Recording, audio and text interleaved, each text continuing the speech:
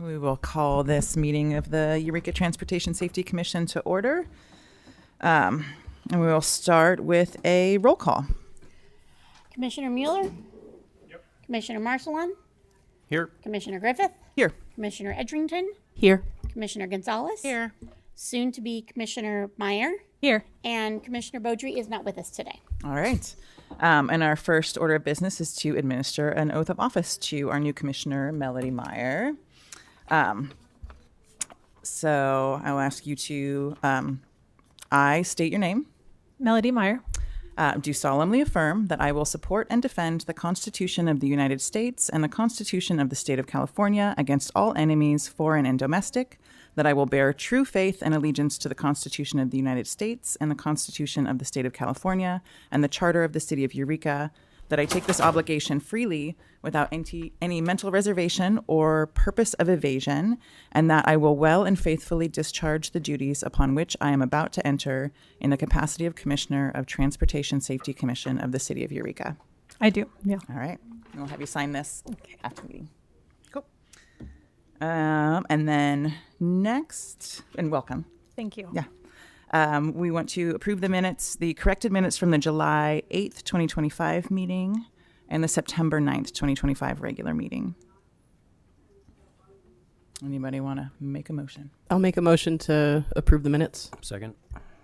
All right. We all want to go down the line of vote. All aye? Aye. Aye. Aye. Hi. All right. Unanimous. Then we will move on to public comment. This section of the meeting provides the public an opportunity to address the commission on any subject not appearing on the agenda. Pursuant to the Brown Act, the Transportation Safety Commission cannot take action on any item that does not appear on the agenda. Any request that requires action will be set by the commission to a future agenda or will be referred to staff for review and action. Each person will be allowed 3 minutes to address the commission. Do we have anybody here in person who would like to speak on general public comment? All right, seeing none. Do we have anybody on Zoom? If you would like to speak during public comment, you can raise your hand on Zoom and we will call on you. Okay, great. No hands. Okay. Then we will move on to we will close the public comment and move on to business. We have no old business, but we do have new business, a request for installation of a green curb at 517 5th Street. Looks like we have a staff report.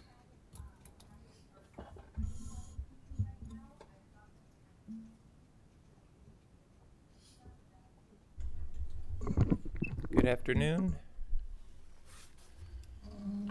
All right. So the City of Eureka received a request for time-restricted parking at 517 5th Street. We sent a letter out to the residents and businesses throughout stating the City of Eureka Transportation Safety Commission will consider the installation of a 25-foot green curb, 12-minute parking at 517 5th Street, proper wellness center for the purposes of expediting on-street parking during business operation hours of 9 a.m. to 6 p.m. This request was being made by the owner of Proper Wellness. It states you can voice your opinion by attending the Transportation Safety Commission to be held this Tuesday, December 9th at 3:30 at Eureka City Hall. All right. And as you can see at the illustration down to your right, we have the green curb 25-foot located in front of the business in question. The next slide illustrates the Eureka Municipal Code 72.025 stating that a green curb marking shall mean no standing or parking for a period of time no longer than 12 minutes at any time between the business hours of 9 a.m. and 6 p.m. on any day except Sundays and holidays as defined in 72.051 of this chapter. Additionally, the engineering department has a few policies that we like to abide by when issuing green curb, and one of the green curb policies that we like to abide by is a commercial building frequently frequented by a large number of quick stop customers really is one of the reasons why we issue green curb installation and time-restricted parking. So any questions or remarks on the request for green curb? Yeah. Anybody? Yeah, Shanthi. Thanks for the report. I don't see a lot of green curb spaces on 4th and 5th. And so, I think Domino's is across the street from this place, and I don't think Domino's has a green curb, do they? I'm just wondering, are other businesses likely to, seeing this business getting a green curb spot, who are also, heavy foot traffic or, short, quick pickups, likely to request green curb spaces? And if so, how could that impact other uses on 4th and 5th? Well, if a business requests a green curb, we'll go through our policy and determine if that business meets our policy. And then secondly, we are seeking to issue green curbs within 250 foot of an existing green curb, or one green curb or time restricted parking per block face. So we're not just going to have a whole block full of time restricted parking. So. Okay, thank you. And I would just to add on to that, I think, that general time restricted parking, or, different colored curbs, as you will, the green, the blue, and different curbs. We do try to step back and look and make sure that they're not, they're spread out. Look on the block face, on a single block, the between two streets, and then also, the surrounding area. So you kind of have to step back and look and make sure that they're not being aggregate in one place. But I think your point is a good one, is like folks, they see a curb go in over here and like, well, I'd like one of those too. So it could likely bring another request to our attention, and we'll go through the process of evaluating that. And then when you say block face, I assume you mean on that side of the street, because on the other side of the street, Domino's, that wouldn't have, the fact that Proper Wellness would have one does not mean that Domino's is not going to get one, right? Because they're on the other side? Yes. Okay. That is not considered the same block. Okay. Any other questions? I have one about, because I park on 5th quite a bit, and I do believe that's one of those where the parking spots aren't marked. How do you decide? Do you have to go in and measure exactly where this would be if the parking spots were marked? Because I just know I experience a lot that, it takes one person parking kind of wonky wherever they want on that street. And then as other people fill in, it creates a situation where the parking, there's not enough space for as there could be if it was marked. So I guess, yeah, just curious about your process with that. Do you actually go in and you're like, here's where 1, 2, 3, 4 spaces in would be in front of Proper Wellness, or is it just right in front of the door?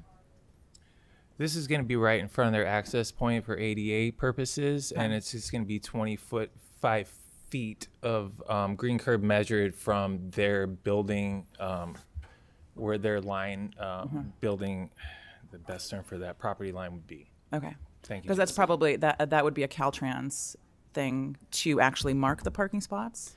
Yeah, it's interesting with 4th, 5th, and Broadway. Those are Caltrans right away. We typically manage the parking, the curb painting along Broadway.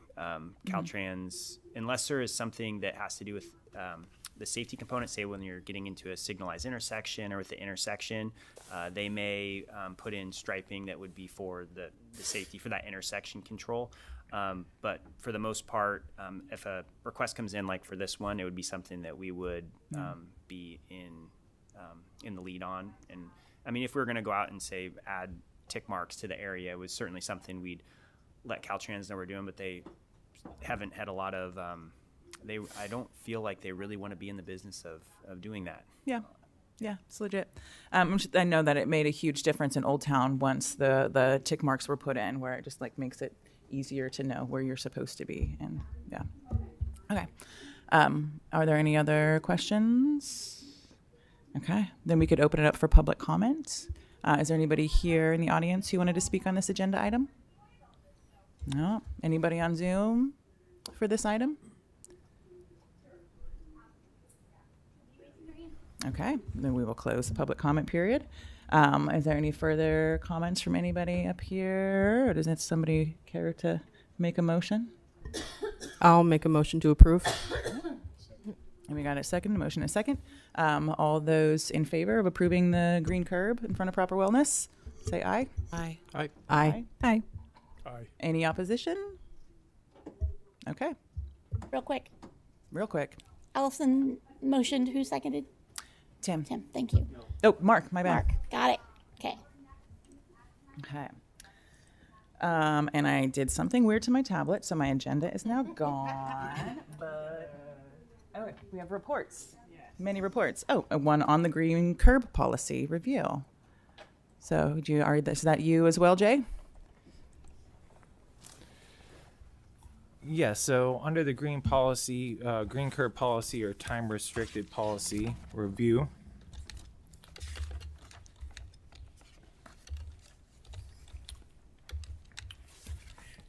Our policy states green curb zones are typically used to designate areas for short-term parking where a very fast turnover is desirable to facilitate the activity being conducted at nearby properties. The municipal code limits the time during which a vehicle may remain parked in a green zone to 12 minutes, 1 hour, 2 hours, and 4 hours. Designated green zone is considered by the city after written application from the activity that would primarily benefit from such a zone and studies that we conducted. All right. A green curb zone is warranted in the following locations when it can be shown that it needs exists to promote a high rate of turnover in a curbside zone. It's in such as A, a public building, B, a quasi-public building such as a utility company office, or C, as we discussed earlier, a commercial building frequently frequented by a large number of quick stop turnovers. The following criteria should be also used to evaluate requests for a green curb. A, only one green curb zone per block face shall be permitted or not within 250 of an existing green zone. No more than 1/4 of a block should be reserved for green, yellow, or white curb zones. And C, a green curb zone should not be recommended where the similar time-restricted parking space could easily be accommodated by an applicant's property. And then one of the policies that we like to highlight additionally is once a green curb zone is installed, it will be reevaluated every 3 years if the requesting property has changed ownership or use or at the request of the original applicant. And that is also for our blue curbs as well. So I just want to touch base on some of the policy that we have for green curb. If you have any question or comment on that, I'll field your questions. Yeah. Any questions? I guess I'm kind of curious. It seems like we've seen a lot of these lately. Do you feel like there are more happening that people are requesting green curbs? It seems like the last few meetings we've had at, maybe just people see curbs being painted green and they're like, me too.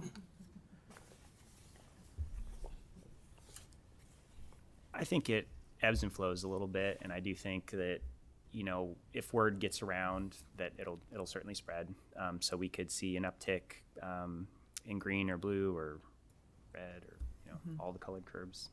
So it does fluctuate from time to time, and I would anticipate, you know, which we're gonna talk a little bit more about parking management. You know, there is kind of some things to discuss with how we manage parking in areas as far as the the time restricted curbs as well. Okay. Cool, thanks. Yeah, does anybody up here have any questions? Or yeah, go ahead, Shanthi. This is a bigger question, and it might be covered by some of the other conversation today, but just, I know we don't have, at least as far as I know, Waymo or any of these other like driverless vehicle taxi service things happening here yet, but I don't think it's probably that far away. And I'm just wondering, how much conversation are you all having about how the city is planning for that kind of, those autonomous vehicles and parking for those vehicles that are sitting around waiting for passengers? And yeah, so anyways, I'm just curious if there's any conversation about that, if that's something you guys are thinking about, and that will come before us at some point.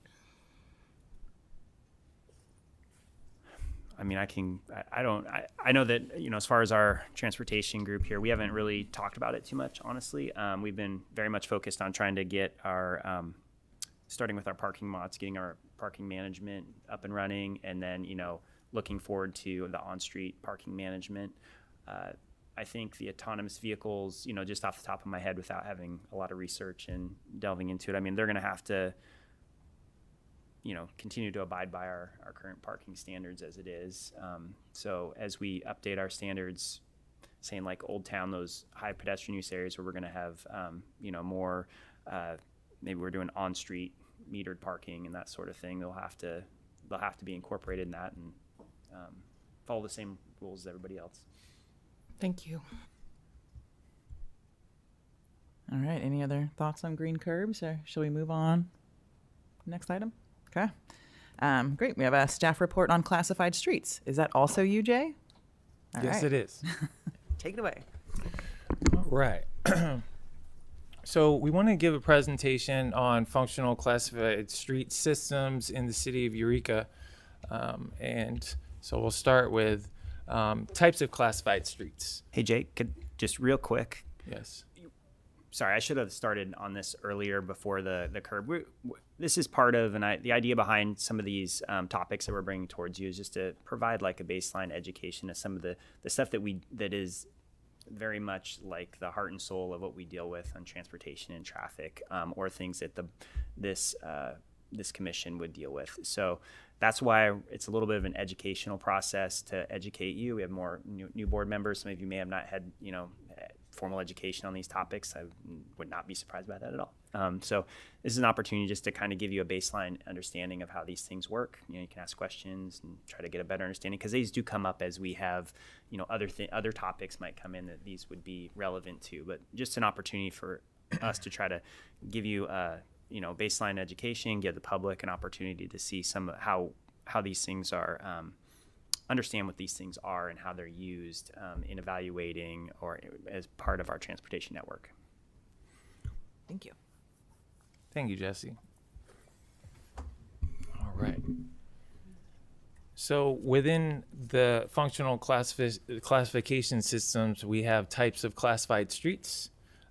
As below you can see, we have interstate, we have freeway and expressway, principal arterial, minor, major collectors, and principal and major arterials. So the functional classification system is an ordering system that defines the part that any particular road or street should play in serving the flow of trips through a highway network. Functional classifications categorizes streets according to their ability to, 1, move traffic, and 2, provide access to adjacent properties. Street types under functional classification systems include, as we can see, 1, the interstate system, which we'll move to next. Here is a great example of I-5 or interstate. An interstate is a high-level classification for a controlled access highway designed for long-distance, high-speed travel between states. Our next classification are freeways or expressways, and we have one that cuts right through the US 101. A freeway is a divided highway with full control of access, no intersections. Example 101, 299. Next classified street is a principal arterial. Principal arterials are major roads that serve as the backbone of a region's transportation network, designed for high volume, low distance travel between major population and activity centers. And so here you can see on our functional classification system map, we have Myrtle Avenue highlighted in red, Harris, and H Streets are a great example of principal arterials. Our next slide shows minor arterials. A minor arterial is a type of road in a city's street system that connects principal arterials to local roads, providing moderate length travel within a community at a lower mobility level than principal arterials. Examples here are Harrison, West Avenue, and E Street. And next slide will show our step down, our major collector.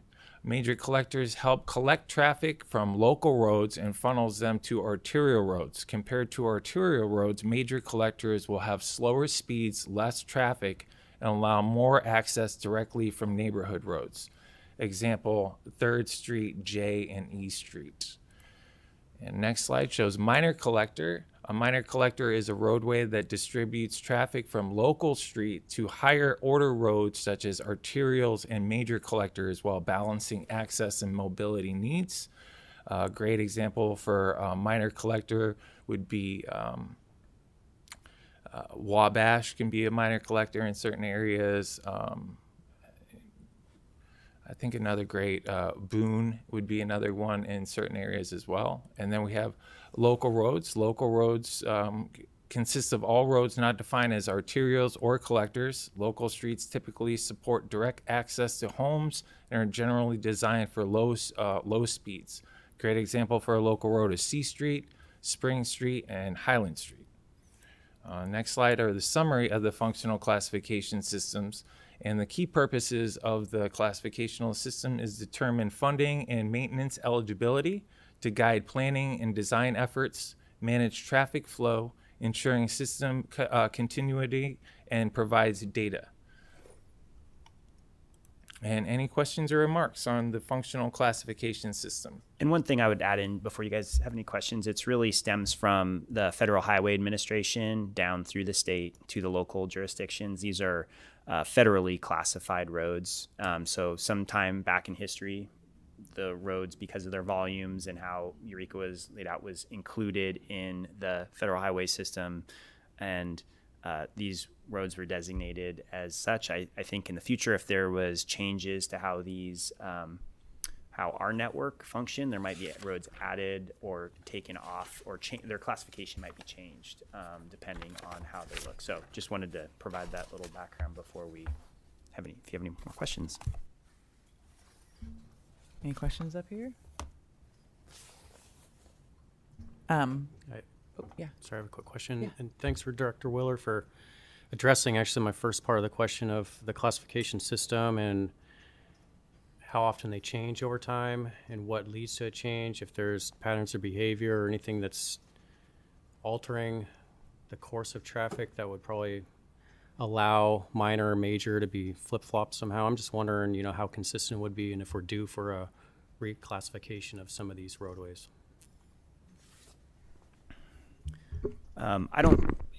We haven't had a lot of changes across Eureka to that point. You know, if you think of major like changes to streets that we've had recently, like H&I Street, dropping a lane on H&I, going from 3 to 2 lanes, that really hasn't changed the volume of those streets or the way they function in the community. They still act as that major thoroughfare through the community.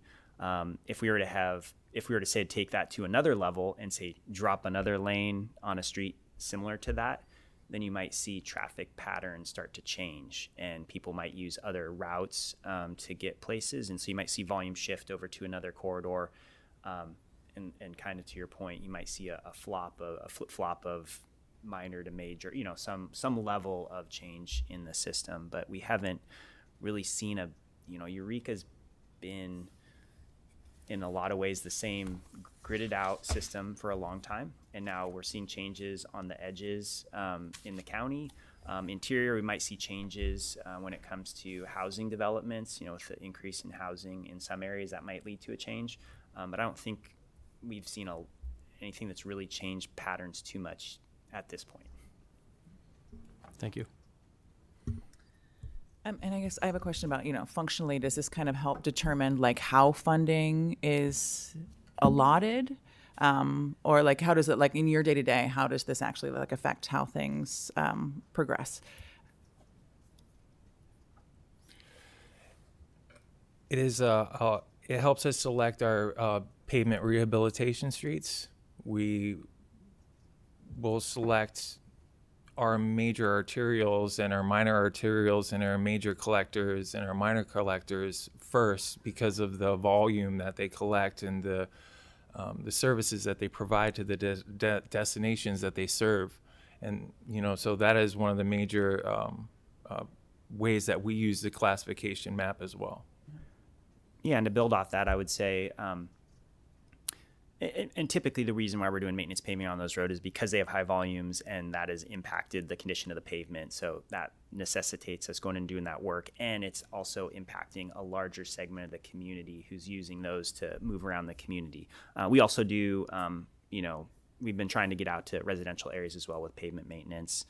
I think from a funding standpoint, we don't see as much of that funding. From time to time, the federal government will put out grants that you can apply for. Typically, like I'm trying to think of, maybe 15 years ago, big federal stimulus dollars would come out, and they were trying to, stimulate the economy. You could apply those dollars to the federal highway system, so you could apply it to these classified roads, but you couldn't put it on local roads, for example.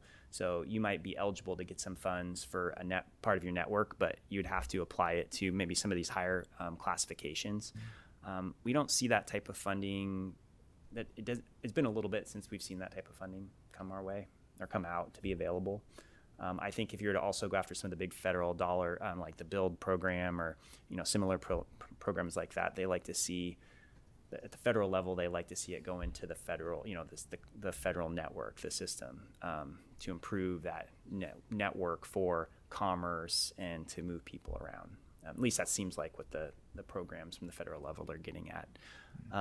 We also, I think you've seen when it comes to our internal planning, to answer Carolyn's question, we really have gotten to having this comes up when we talk about, are we doing a type of project on this street? Are we going to, put one of our neighborhood program streets where we're talking about trying to limit access through an area? We may not do that on a classified street like an arterial or a principal, major collector, minor collector. That might be more on a local street, a residential street, versus one of these major thoroughfares. So it does impact how we plan there. And I think that has implications in a lot of things that we talk about here. Again, that's why we wanted to provide the presentation, give you a good background on where these came from and what they mean. Yeah. And we can find this map on the city's website, right? Yeah, it's a number of places. If you do like a Google search for this map, it might come up through FHWA, Caltrans. I'm not sure. Oh, there's a map on, I think it's accessible by everybody on the Caltrans website. Okay. Mark, you need to use your microphone. There's a map called the CRS map, Yes. and I think that's accessible by the public on from Caltrans. Cool. thank you. Additionally, we can use the functioning classification map for road segments, and locations that we can implement and install certain traffic control devices. Traffic is in speed tables. Speed tables you can't really implement on classified streets. They need to be on local streets, typically based on speed and volume. So we use these street selections on how we can implement traffic control devices, from stop signs to signalized intersections, speed tables to mini traffic circles. So it's another reason. Yeah. For the local level streets, like, do you have a good idea of what ones need paving, or like what ones, like what the shape they're in currently? Or is that something that you're kind of like looking to the community to tell you, like, hey, my street's full of holes, come help me, please?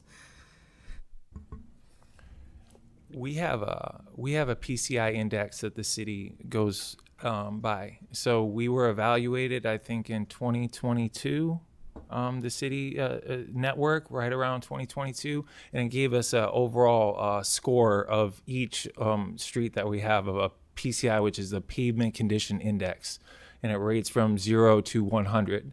And so that is another way that we base our selection as well. And to build off of what Jay's saying there, periodically we go in regionally with in the other municipalities, the county, other entities in the area that manage roadway systems. We do an evaluation for PCI periodically. We're up right now through HCOG. We're getting ready to hire go through an RFP process to hire a consultant to help us go through that process again. So we'll be updating those numbers. At that time, we'll bring them back through here and give you guys an update on how things are looking, you know, from the last time it happened until now. They do a pretty thorough evaluation of all of our streets, and then they give you a breakdown on, you know, kind of where things are heading. So that'll be something we'll bring back. It probably, I'm going to say in the next year or so, probably to the later end of next year. Great, thank you. All right. Any other questions or comments or anything, or should we move on to the next report? All right. So we have a staff report on parking management on city-owned lots.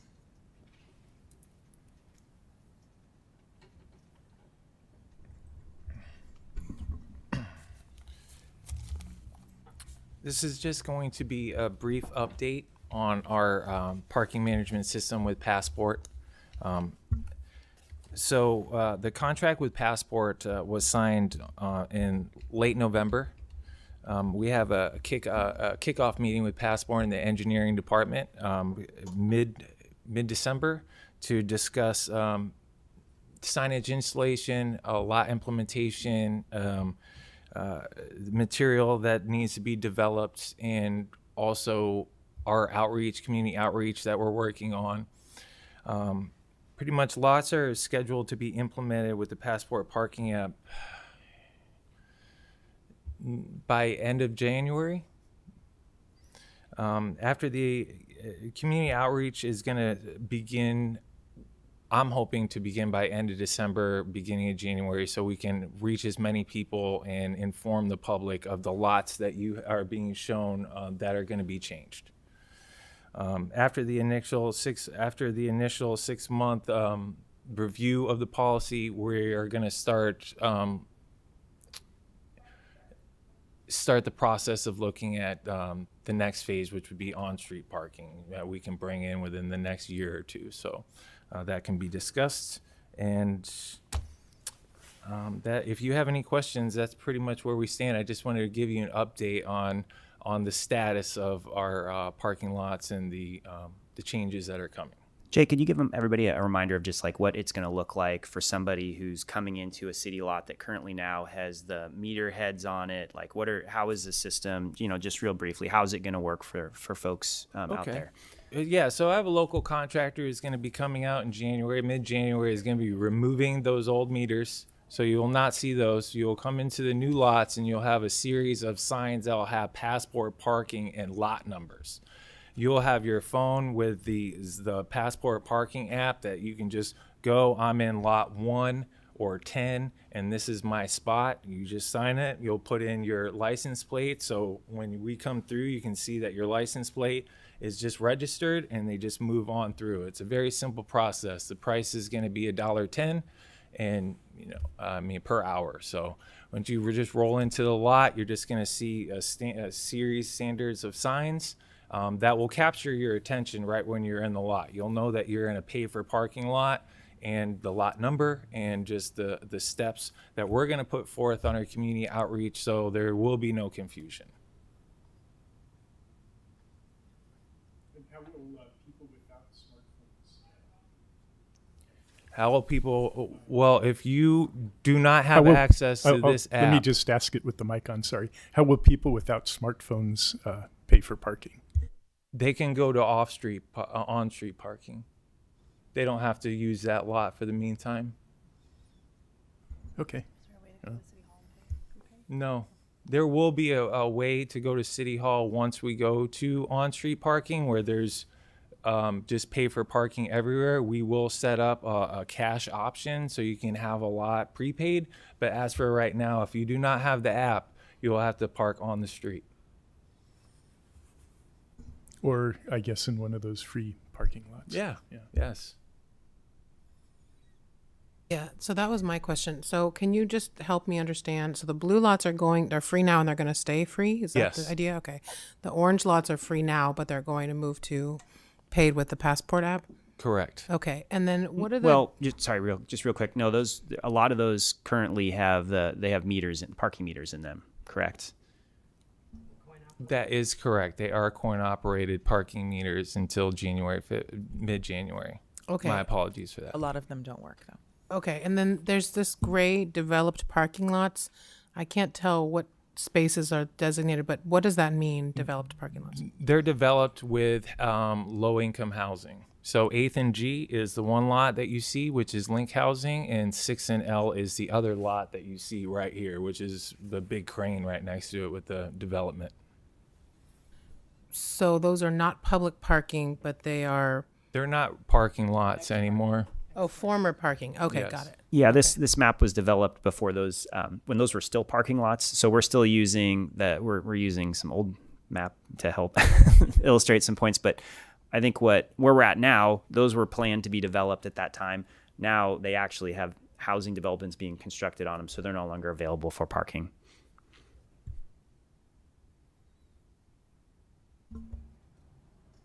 Do we have any other questions or comments or anything? No. All right. And then our last report is a staff report on the analysis of J Street.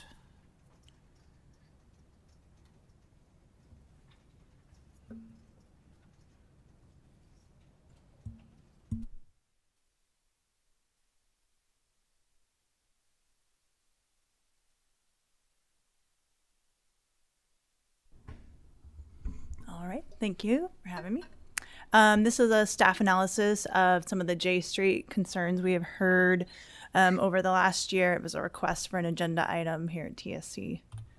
So the reported concern, a little history on it. J Street resident came to the TSC on October 8th, 2024, expressing concerns of increased vehicle traffic and speeds on J Street between 7th and 14th Street. It was mentioned at the time it was possibly a correlation to the lane reductions at H&I. That was the residents' concerns. The resident provided staff with a petition with 20 signatures that read, "Do you believe we had more cars on our street in the past few weeks? And does the speed that drivers are traveling on our street seem dangerous to you? Sign if you agree." So there were 20 signatures on that petition that we received. Then on July 28th, 2025, the same resident wrote a letter to staff and to the TSC echoing the speed and safety concerns and asked the TSC to consider traffic calming options, which I'll go into a little bit more detail in the next slide. And the same resident spoke again at the September 9th, 2025 TSC meeting. In that June 18th, 2025 letter, the resident asked the TSC and staff to consider installing several stop signs or speed bumps on J Street between 7th and 14th, change J Street to a solid double line street, and or change speed limit from 30 to 25 miles per hour. TSC asked staff to research, collect relevant data, and provide an assessment of the residents' concerns and requests. So over the last couple months, we've been researching, talking to the Eureka Police Department, talking to our engineering staff, and anyone that might have information. And this is a little bit of what we received. We collected data from the Eureka Police Department's crime analyst for 2023, 2024, and year-to-date in 2025. I believe this took us up to about mid-November worth of statistics. And these statistics were specific to J Street between 7th and 14th. These were the number of reported collisions in that block range. 0 in 2023. There were 3 in 2024. They were all pretty minor, non-injury. One was a hit and run. One was a failure to yield at a stop sign. I don't remember the third. And so far, 0 in 2025. I also asked them, because they will get requests for additional patrol, usually due to speeds or, a numerous amount of things. They had 0 documented requests for increased patrol, 1 in 2024, 0 in 2025. I will say, documented that this was put into their CAD system for patrol requests. I'm not counting anything that might have been put, on their social media comments or anything like that. These were documented to their statistics. This is a screenshot of what the police department uses. It's called EPD Crime Graphics. It collects all calls for service for the city of Eureka. And I went in, and what you're seeing here is year-to-date, January 1st, 2025 through December 9th, and all traffic collisions reported in the city of Eureka. I believe there's 1,085 locations found. And this is a pretty neat tool. Anyone can visit. You can check any type of call for service if you're interested. I zoomed in to the area that we are looking at. You can see J Street between 7th and 14th confirms the statistics that we got from the crime analyst that there were no collisions in that area. I also checked out the Street Story from Berkeley. Street Story is an online platform that allows residents, community groups, and agencies to collect community input about transportation crashes, near misses, general hazards, and safe locations to travel. It also provides data. Pivot this. This side is showing the SWITRs, the state reported collisions. And again, nothing reported on J Street. I think this goes back to 2012 to 2023. There's information available on here.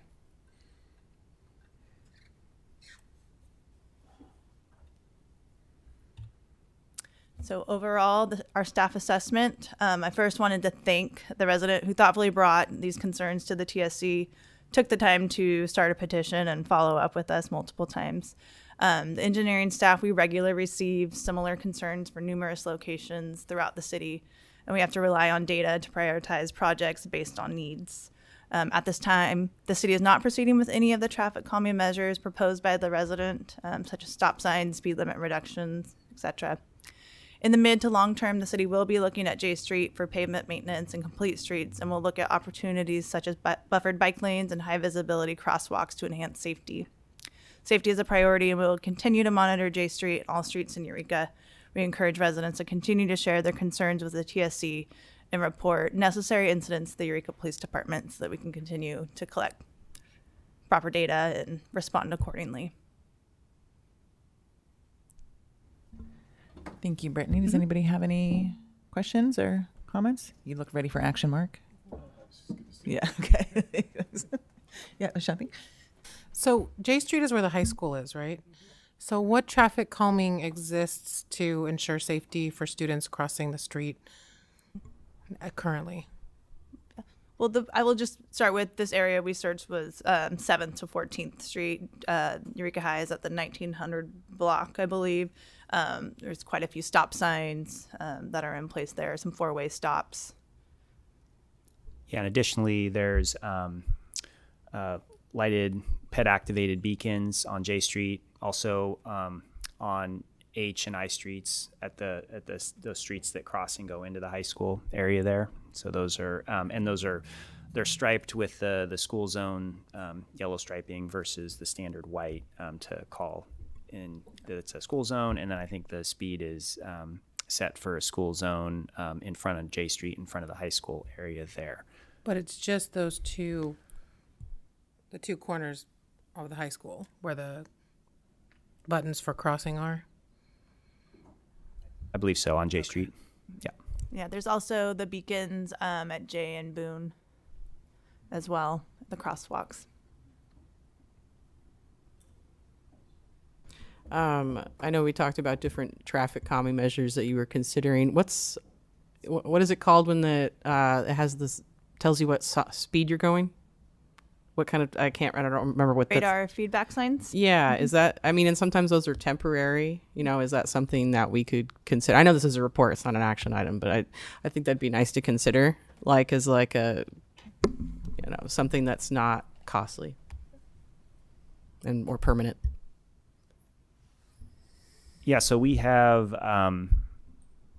one option that we have at our disposal is a truck-mounted radar feedback sign. So there's we have one that mounts to the back of you can mount it to the hitch of a truck, and we can go park it on the side of the road, and it provides that.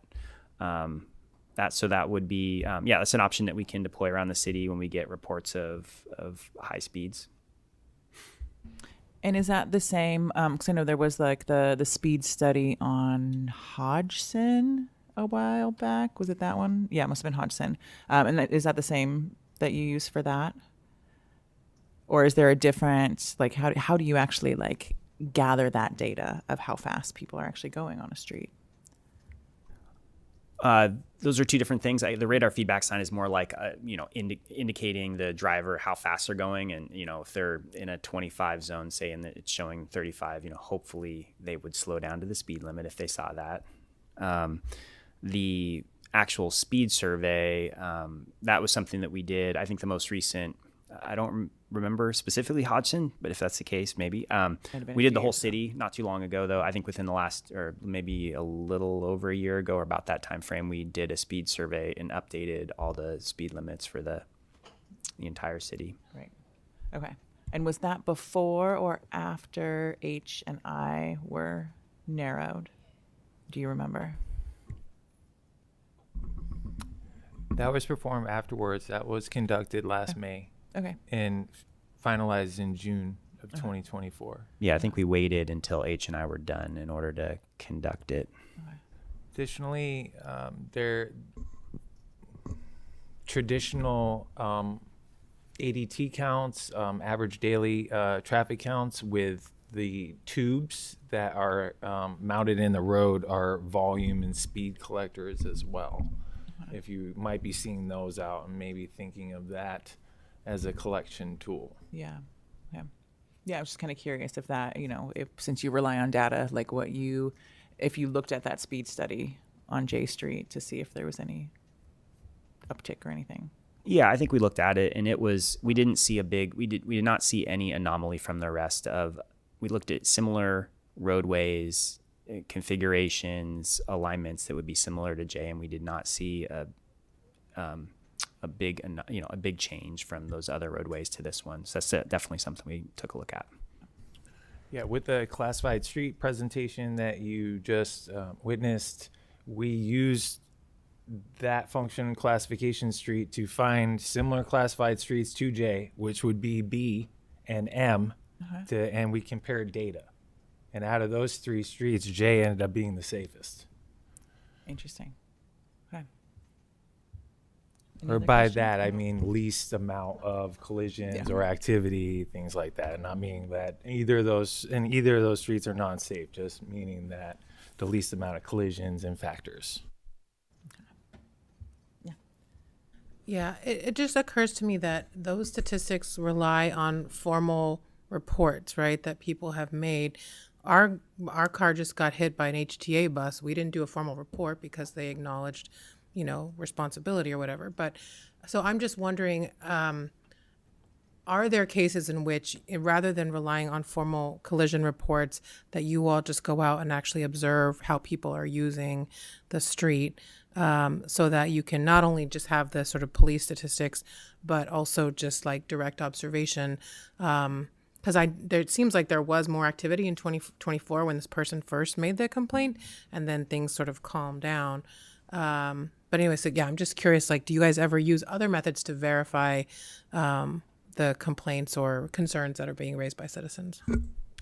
Yeah, I think we definitely, aside from that sort of data that Brittany presented, we also look at, what kind of information is coming directly to us. Somebody, like the person who provided the letter.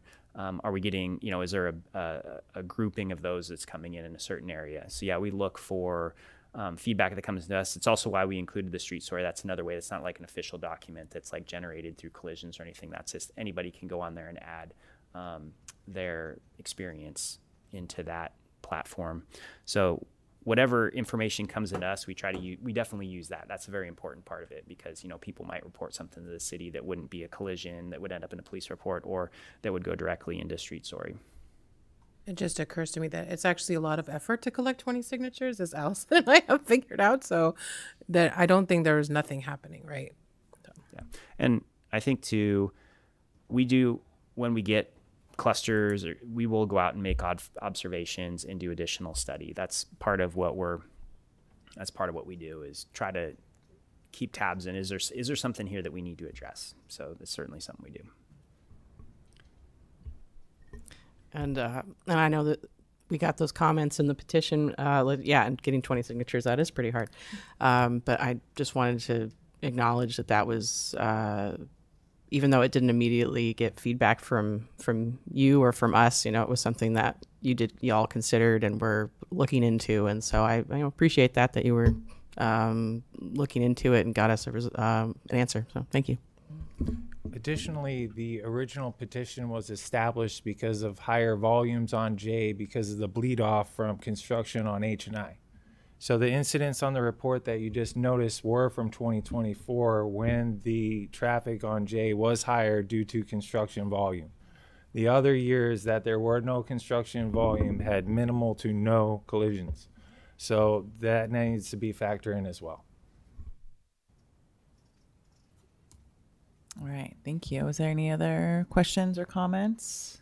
Yeah, good. I was wondering what amounts of collisions or requests for patrol typically constitute, like prioritizing a project at a higher level.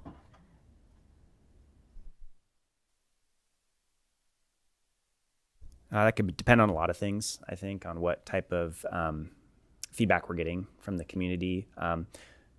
We get a lot of, we'll get a lot of feedback on there's speeding in our area, but if there is like an incident of collisions that's being reported, I think that would, I guess the severity of the comment would kind of push us at varying levels. So if it was something that was significant, hey, we've had 2 cars have accidents at this intersection in the last, couple weeks or last month or something like that. That would cause us to want to go out there and evaluate the situation and move that forward ahead more quickly.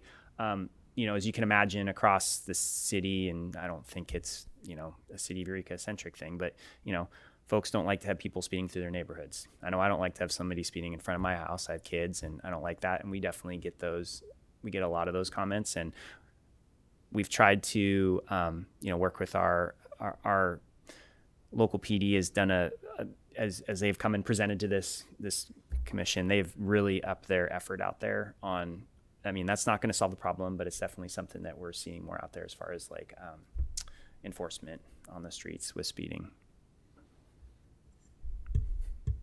And I guess that brings up a question that I have about, not necessarily related, but kind of related.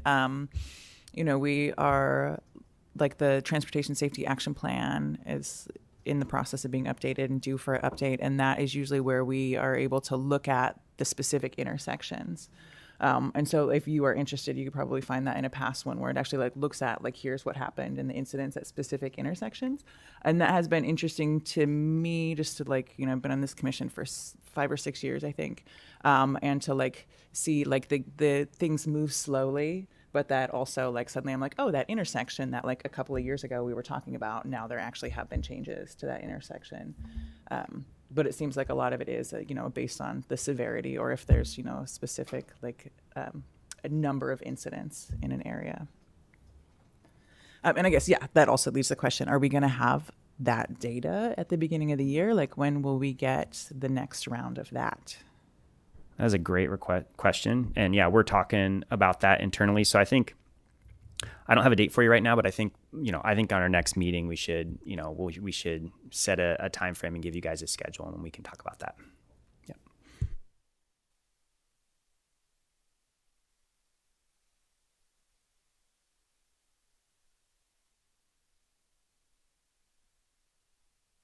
Yeah, so we've gone around a few times in that neighborhood getting signatures. We've gotten a little over half, as I recall. Just catching people at home has been tricky. So we're going to keep going out there and trying to get, but everybody we've had a chance to talk to has been really positive on the street closure idea.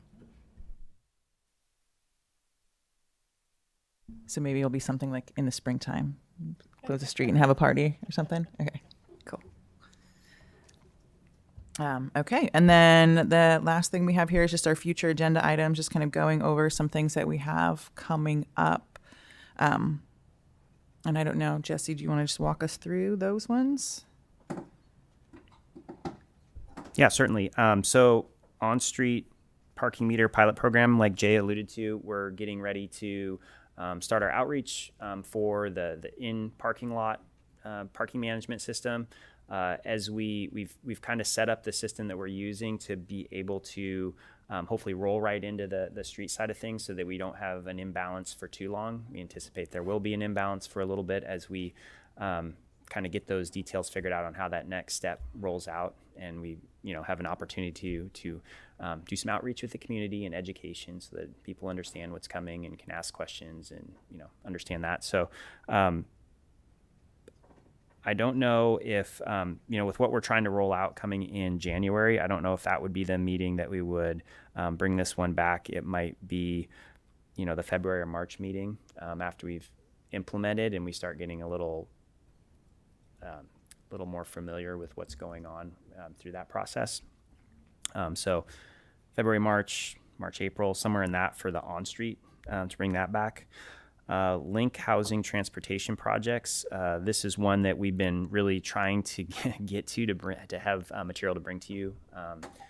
And so we're going to continue to work on that. We want to bring you something more than what we have right now. We have very basic concepts right now that's really not going to be something for you to look at and talk about. So we want to bring something back. But with that being said, we know in the next couple months we need to really accelerate some of the work on that. And so again, probably not in January, but February, March, we should be bringing something back on Linc, because that's something that we're intending those projects to go into construction this summer, this fall. Speed humps, that's certainly on our list to talk about here. We've been doing some research, and we need to continue to do some research and bring that back to you guys. And then quick build projects, we've been working with HCOG on through the Safe Streets for All grant that they have.